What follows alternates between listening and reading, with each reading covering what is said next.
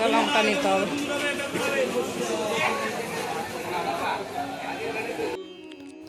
নমস্কার বন্ধুরা, আমি শুক্লা আর শুক্লার ফ্যামিলিতে জানাই তোমাদের অনেক অনেক স্বাগত।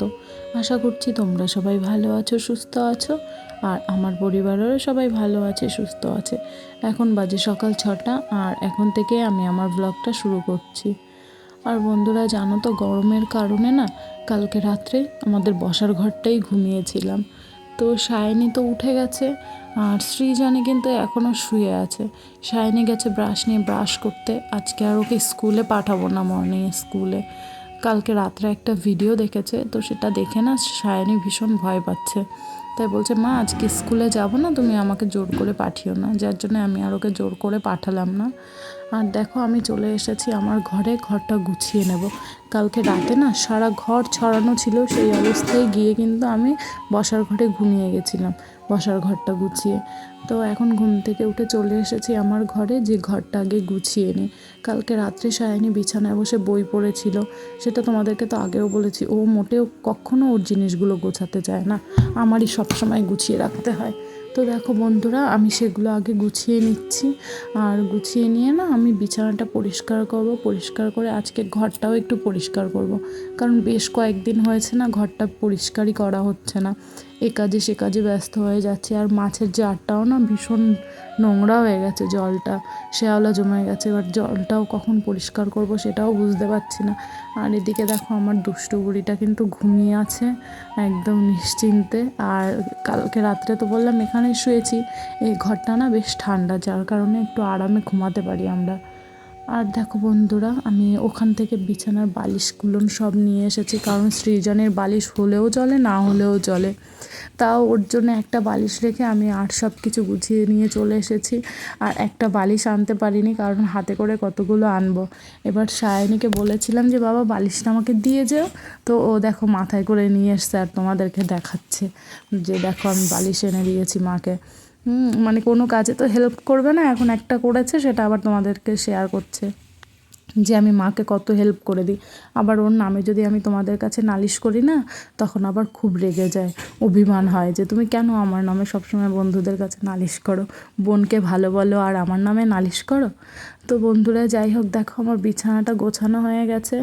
এবার কালকে না কয়েকটা জামা কাপড় কেচেছিলাম, তো কালকে যেগুলো মানে আগের দিন কাচলে না সেদিন আর আমি ভাঁজ করতে ইচ্ছাও হয় না, আর ঠিক মানে সংসার সামলে না তখন আর মনে হয় না যে এগুলো ভাঁজ করে রাখি, পরের দিনের জন্য রেখে দিই। তো দেখো বন্ধুরা, আমি বিকেলবেলা তুলে রেখেছিলাম আর ভাঁজ করিনি, এখন সকালবেলা ভাঁজ করে নিচ্ছি। আমি এরকমই করে, আমি যখন তখন মানে নিয়ে এসেই ভাঁজ করি না। আর ছাদে তো ভীষণ গরম, আগে কী করতাম জানো তো, যে ছাদে বসে ভাঁজ করে তারপরেই নিচে নামাতাম, কিন্তু এখন সেটা করছি না। এখন গরম পড়েছে তো ওই জন্য নিচে এনে রেখে দিই, পরের দিন সকালবেলা ভাঁজ করে নিই। আর দেখো বন্ধুরা, আমি কিন্তু জামা কাপড় সব আলাদা আলাদা করে রাখছি, আমারটা সায়নীরটা সৃজনীরটা আলাদা আলাদা জায়গায় রেখে দেবো। তো দেখো বন্ধুরা, আমি জামা কাপড় গুছিয়ে রেখে চলে এসেছি ঘরটা মুছা, এই ঘর মুছবো বলছি কেন, আলমারি সুকেসটা মুছে নেব, তারপরে ঘরটা একটু মুছে নেব। তো বন্ধুরা চলো আমি আগে মুছে নিই। দেখো আলমারি তো মোছা হয়ে গেছে, আর টিভির পিছনে না বেশ ধুলো জমে গেছে। আর আমার গপু টিভির নিচেই থাকে, তো এই জন্য সবসময় ওটা পরিষ্কার করা হয় না, যে ওর গায়ে ধুলো পড়বে। তো চলো আজকে একটু পরিষ্কার করে নিই। তো ওটা পরিষ্কার করে চলে এসেছি আমি সুকেসটা পরিষ্কার করতে। আর দেখো বন্ধুরা, তোমাদের তো বলছিলাম যে মাছের জলটা চেঞ্জ করতে হবে, জলটা অনেকটা খারাপ হয়ে গেছে। তো দেখো জলটা কতটা খারাপ হয়ে গেছে। তো সময় পেলে আমি চেঞ্জ করে নেব। আর এটা কি বলো তো, যখন তখন চেঞ্জ করা যায় না, কারণ কারণ জারটা অনেক বড়, যেহেতু অনেকটা জল ধরে। এবার আমার অনেকটা সময় দিতে হয় এর পিছনে, কম করে 1 থেকে 1.5 ঘন্টা সময় দিতে হয়। এবার এই 1-1.5 ঘন্টা সময় বের করা না অনেক টাফ হয়ে যায় আমার পক্ষে, দুটো বাচ্চাকে সামলে, সংসার সামলে, আর নিজের জন্য একটুও সময় থাকে না। আজকে জানো তো ভেবেছিলাম একটু নেল পলিশ করবো হাতে পায়ে, তো সেটাও হয়নি। সারাদিন দৌড়াতে দৌড়াতে না আর হয়ে ওঠে না। তো যাই হোক বন্ধুরা, সায়নী আজকে সকালে স্কুলে যায়নি, চাপটা একটু কম আছে একটু হলেও। তো দেখো বন্ধুরা, আমি এদিকটাও মুছে এবার চলে এসেছি ঘর ঝাড় দিতে। আর ঘরটা ঝাড় না দিলে না সকালবেলা বাসি ঘর, গপুকেও তুলতে পারছে না সায়নী, তাই আমি ভাবলাম আগে ঘরটা ঝাড় দিয়ে দিই, তারপরে সায়নী গপুকে তুলে দিই। তো বন্ধুরা দেখো, পাপোশটায় নোংরা জমেছিল, তাই পাপোশটা আগে আমি বাইরে থেকে ঝেড়ে নিয়ে এলাম। আর গোপুর ওই যে থালাটা না, ওই থালাটার মধ্যে গোপুর প্রদীপ, ধূপদানি আর ঘণ্টাটা রেখে দিই আমি। তো বন্ধুরা দেখো আমার ঘরটা প্রায় ঝাড় দেওয়া হয়ে গেছে, আর এরপরে চলে যাব বাইরের ঘরগুলো ঝাড় দিতে। তো বন্ধুরা সব ঘর না আমি ঝাড় দিয়ে নিয়েছিলাম, তোমাদের সাথে পুরোটা শেয়ার করলাম না। তো ঘর ঝাড় দিয়ে চলে এসেছি আমি বাইরের রান্নাঘরে, আর এর মধ্যে সৃজনীও উঠে গেছে। সৃজনীকে নিয়ে এসে ওকে একটু ব্রাশ করিয়ে দিচ্ছি। আর সৃজনী জানো তো ব্রাশ করার সময় হাঁ করতে চায় না, করতে চায় না। তো ওকে আমি দেখিয়ে দিচ্ছিলাম যে বাবা এভাবে করো। আর দেখো ও থুতু ফেলে আসছিল। তো চলো বন্ধুরা ওকে আগে মুখটা ধুইয়ে দিই। আর সকালে না কিছু রান্নাও করিনি, কালকের কটা পান্তা ভাত ছিল। তো এখন সবাই মিলে পান্তা ভাত খেয়ে নেব, অনেকগুলোই পান্তা ভাত ছিল। তো চলো বন্ধুরা ওকে মুখটা ধুয়ে দিই। আর সায়নী তখন থেকে বলছে যে মা খিদে পেয়েছে, কারণ পান্তা ভাত রয়েছে, যে ও পান্তা ভাত খেতে ভীষণই পছন্দ করে। ধরো বাড়িতে অল্প কটা পান্তা ভাত রয়েছে, আমরা গরম ভাত খাবো কিন্তু ও পান্তা ভাত নিয়ে খাবে। তো চলো বন্ধুরা আগে ওদেরকে ভাত বেড়ে দিই। আর এদিকে দেখো বন্ধুরা দুই বোন ঘরে এসছে। ঘরে এসে দেখো দিদি একটু মাথাটা নিচু করে বসেছিল, জানি না কেন মন খারাপ হয়েছে কিনা সেটাও বলতে পারবো না। তো দেখো সৃজনীও ওর দিদির সঙ্গে মানে ওর দিদিকে কপি করছে। হ্যাঁ, দুই বোন থাকলে এটা বেশ ভালো হয়, তোমাদেরকে তো আগেও বলেছি। আর জানো তো অনেকে আমার মেয়ে যখন আমার সৃজনী যখন হয়েছে তখন আমাকে অনেকে বলেছে যে পরপর দুটো মেয়ে। তো বন্ধুরা আমি জানি না অন্য লোকের কী এত সমস্যা, আমার বাচ্চা, আমাদের কোনো সমস্যা নাই, আমাদের ফ্যামিলি থেকে সবাই খুশি। এবার অন্য লোকের যে এত কোথায় কষ্ট আমি সেটাই বুঝতে পারি না। তো যাই হোক বন্ধু, এসব বিষয়ে কথা বলে শুধু শুধু আমার মানে সময়ও নষ্ট করব না, আর ফালতু কথা বলার জন্য মানে এখন আর কোনো ইন্টারেস্টও নেই। তো চলো বন্ধুরা ওদেরকে খেতে দেই। আর সায়নী তো মানে দেখো আমি জানি না কেন ও এরকম করছে। আর সৃজনী ওকে খুশি করার চেষ্টা করছে ভীষণভাবে, দিদির গায়ে দেখো পা তুলে দিয়েছে। ভীষণ দুষ্টু আমার ছোটো মেয়েটা জানো তো, কিন্তু দিদিকে ভীষণ ভালোবাসে। আর এদিকে দেখো বন্ধুরা আমি সায়নীকে ভাতটা মেখে দিচ্ছি। আর ও লেবুর পান্তা ভাতের মধ্যে লেবু দিয়ে খেতে ভীষণ পছন্দ করে। আমি ভাত বাড়ছি তখন চলে গেছে ও আমাদের কলপাড়ে একটা লেবু গাছ আছে, লেবু ছিঁড়তে। তো লেবু ছিঁড়ে নিয়ে এসছে, তারপর ওকে লেবু দিয়ে ভাত মেখে দিয়েছি। আর দেখো একটু ওর খাওয়াটা দেখো, তাহলেই তোমরা বুঝতে পারবে যে ও পান্তা ভাত কতটা খেতে পছন্দ করে। দেখেছো একদম চেটে পুটে, দেখো থালায় একটু ঝোলও রাখেনি। আর সৃজনী দেখো, সৃজনী জলের গ্লাস নিয়ে খেলা করছে, আর সৃজনীকে আমি খাইয়ে দিচ্ছি, ওকে মেখে বাটিতে করে চামচ দিয়ে খাইয়ে দিচ্ছি। আর কি বলো তো বন্ধুরা, সকালবেলা তো বাদাম খেয়ে নিয়েছে, খেজুর খেয়ে নিয়েছে, আর এখন এটা আমি খাইয়ে দিলাম। আর সকাল সকালই রান্না বসিয়ে দেবো। তো দেখো বন্ধুরা ওদেরকে খাইয়ে আমি রান্নাঘরটা মুছে নিয়েছি।